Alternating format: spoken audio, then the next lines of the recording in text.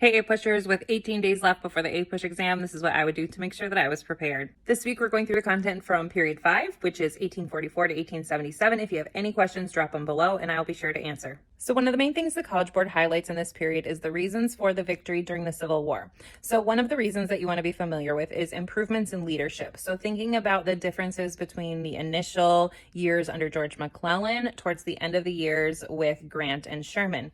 Additionally, you want to think about Lincoln's leadership. How did he inspire the nation, or at least the Union? How did he deal with issues during the war? So things like the Emancipation Proclamation and the Gettysburg Address are going to be important when we think about the leadership.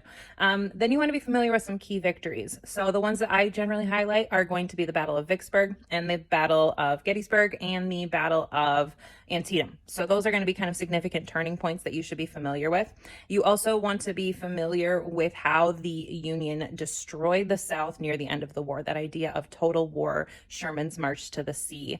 And then finally, you also just need to know how the Union had greater resources. So having some examples of how their greater population, their use of technology, like trains and communication through the telegraph, all of that will be examples of how they were able to outlast the Confederacy and force that eventual surrender. So there's another component of the Civil War that I find isn't often addressed by APUSH teachers, but I think is pretty important, and that's going to be the opposition during the war. And so you want to know how people in the North opposed the Civil War, people like the Copperheads, and you also want to know about how people in the South opposed the war. So there were these secret societies that sought to prevent the South from being successful against the Union.